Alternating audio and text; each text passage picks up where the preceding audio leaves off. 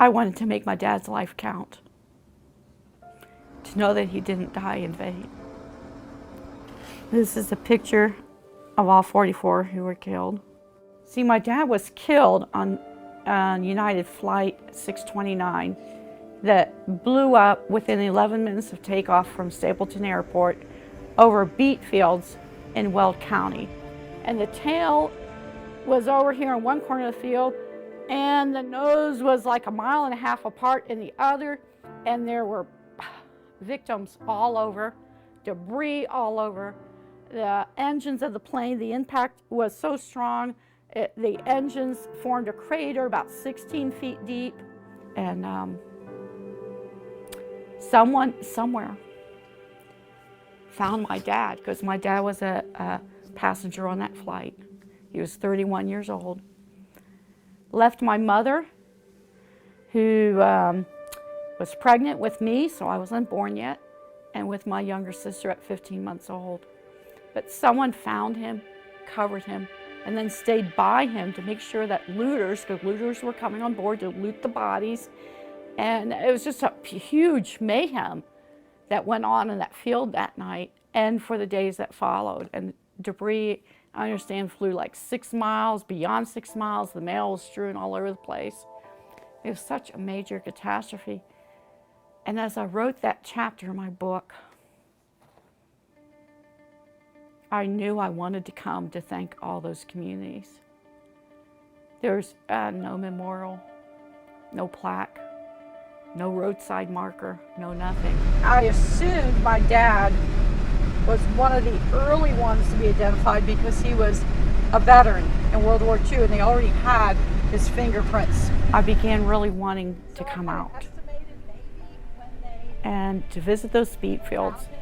But as I wrote the portion of my book called Meanwhile Back in Denver about what happened here, that's when I saw a different picture. I didn't want to talk about the crime. I didn't want to talk about the criminal. I didn't want to talk about the court case.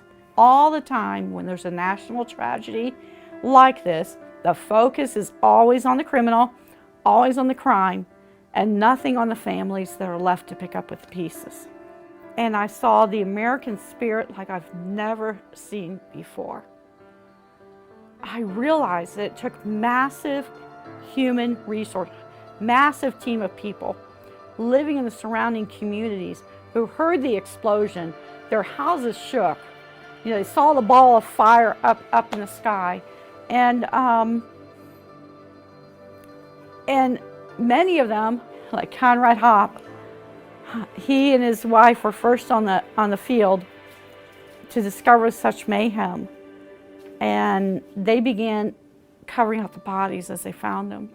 We had just finished eating what we call supper on the farm, and matter of fact, I think we were still at the table, and the loud blast that shook all the windows, we thought some of the windows were even coming in, and we jumped up and ran outside. The ball of fire was coming through the sky, and the motors were wild, revved up. You knew it was an airplane. And about the time we got to my car, we lost sight of the plane behind the barn. But we knew it had landed, we thought, actually on our farm. But it only missed that maybe 150 or 200 feet. My dad and I ran outside, and I remember all the roads were white with lights.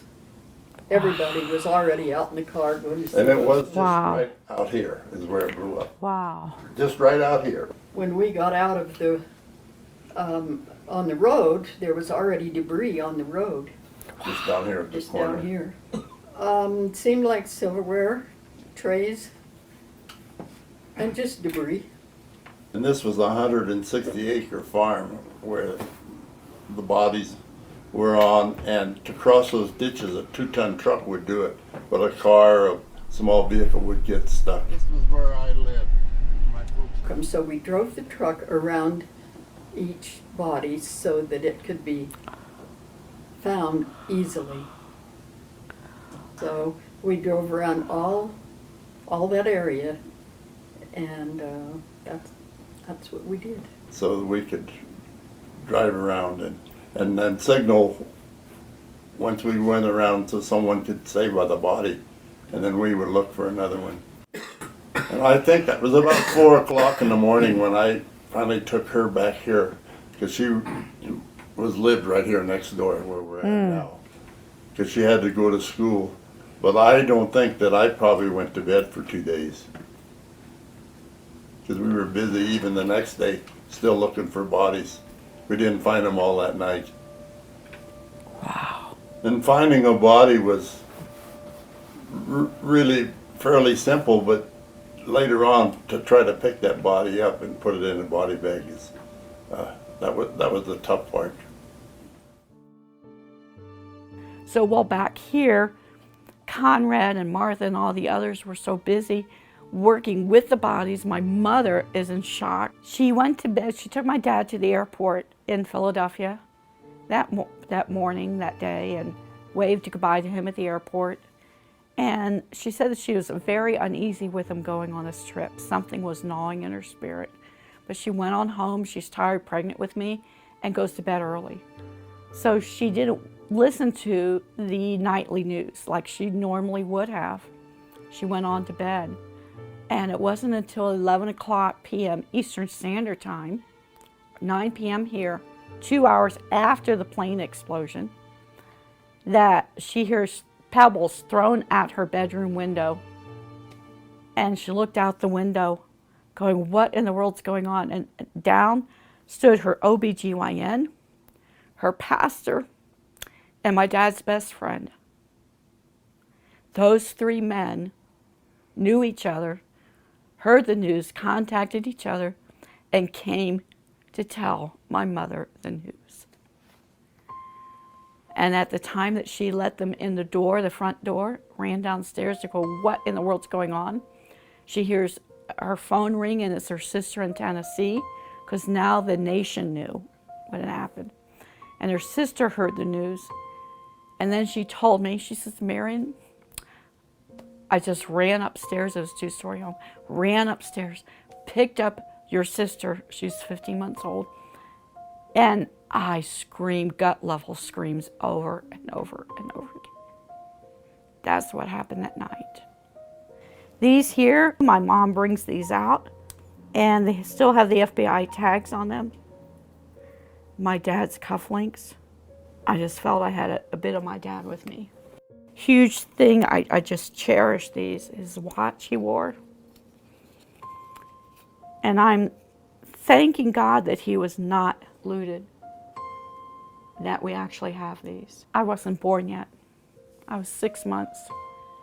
My mother was 6 months pregnant with me, and I came prematurely at the end of December due to her distress, her trauma.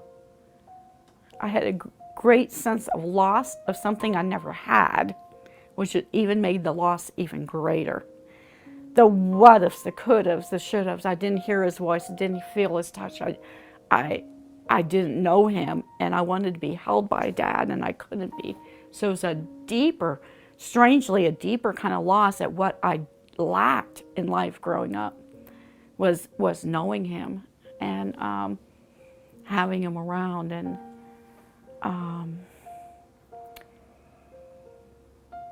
all through my life, at like 11 o'clock at night, when my stepdad was in bed as I was an adult, I would ask my mom, like every several years, a question about my real dad. But it wasn't until I was age 42 that, by circumstances, my mother told me her story for the first time in my entire life.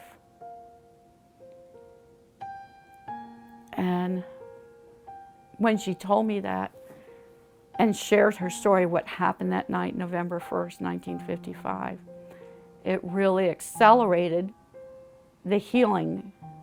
It's more real. It's more real. There was real tragedy here. My mother lost the love of her life. Her whole life, what got shattered, changed instantly overnight. She was traumatized, which affected me growing up. But coming here, I knew that from talking with Conrad that it has been a traumatizing event for him in his life. You coming here has helped me. Wow. I really do. Because I can talk better today than I could the other day, if you notice. Yeah. But on the 50th anniversary, the big write-up in the articles, and we had 4 children, and they said, Dad, you've never told us about that. Mm-hmm. And I said, I really didn't ever want to talk about that. Yeah. I'd already begun wanting to know my real dad and began seeking for him. And it took me on a whole healing journey that I didn't expect. And that healing journey took me in the process, after 3 years of doing almost nonstop crying, all this repressed grief, emotions, because my mom's trauma poured into me, and that's factual. They now know it, that women who have been traumatized while carrying babies, their hormones pour into the babies. And so through all this type of healing, I was finally led. And I didn't want to. I'm being real honest and real. But I knew I couldn't be totally free until I forgave the man who killed my dad. I couldn't say his name until then. I didn't care who he was. I didn't even want to read about the court case. So it was very heart-wrenching. And it was by the grace of God that I could forgive him, because I didn't want to. That repressed anger, hate, bitterness, everything surfaced. The deep longings, deep grief. I was a basket case. I'll just be honest. I was a basket case, and I had no idea the impact that this one evil act had on my life, on my mother's life. But in 2018, I realized it was time to write my story. And as I wrote my story called Finding My Father, Beyond Tragedy Through Trauma and Into Freedom, I wrote it from the perspective of my dad, and I found real peace. And that's why I can be here today to tell a story. That's why I could write my book. That's why I couldn't have done it before. I wanted to help other people going through tragedy. And, you know, tragedy is all relative. It's like what's tragic to one person is different for another person. So I know locally here you have the Aurora, you have Columbine, you have all kinds of things in the history in this area. But tragedy is tragedy and pain is pain. So I wrote the book so that people could perhaps find their own healing, their own hope, and their own inspiration, that they too will make it. In your imagination, maybe you think about what your conversation would go like if he could just walk into the room. Like, what would the first conversation be? What would you want to talk to him about? What would you ask him? I think I would hug him and cry. If he were to walk through the door right, I would be in tears, crying and just letting him hold me. That would be it. And his life would go on. I could see him laughing. He and my mom loved to dance. He probably would have taken us skiing, you know. We have done all the fun things that a father would do with their daughters, and that we missed in life. And he would be there for counseling. You know you ask Dad questions. I couldn't ask my stepdad questions, but I'd be able to sit and say, Dad, what do you think about this? Dad, what do you think about this? You know, or that. You know, should I do this or that? And I think it would change. I wouldn't be the same person. Probably more mature, more confident, more mature. For confidence, that's how I picture it. Close to that is where the tail was. What has forgiveness done for you? How has forgiveness? Oh, wow, that's deep. It lifted a burden that I was carrying all these years. It lifted the bitterness, the anger, the hatred. You see that little hump in the field out there, just in front of us? About from there to where the motors went into the ground is where all the bodies were. It totally changed me. Totally freed me from allowing my dad's death to actually control me. Does that make sense? In here is where the motors were, out here. Out here? Yeah, straight out there. Like, I could not say the man who killed my dad until I went through that forgiveness, and I didn't want to. And I still don't like saying his name, you know? And forgiveness was so freeing. It's the best thing I ever did, but it's difficult. So the bodies were over 160 acres, you said? Mm-hmm. My goodness. And I've learned that some people want to force people to forgive. Oh, just forgive and forget. No, because you're always going to have that memory. I still have that memory of my dad. You know, we're out on the beet fields. I didn't even want to imagine him on that beet fields, to be honest. So I don't go there when I'm out there. But so the pain is still, your memory of the pain is going to be there. But how I'm able to share about it has changed. I can freely share about it because it's not holding me back. The resentfulness or the longing. That forgiveness was a huge key. Huge. And that was pretty much the seal. Thus my book is called Finding My Father Beyond Tragedy Through Trauma and Into Freedom. And it gave me freedom like I never felt before. I can't explain it anymore.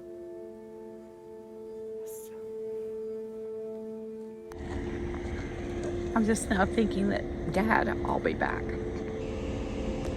And I know he's not here. So symbolic that I'll be back.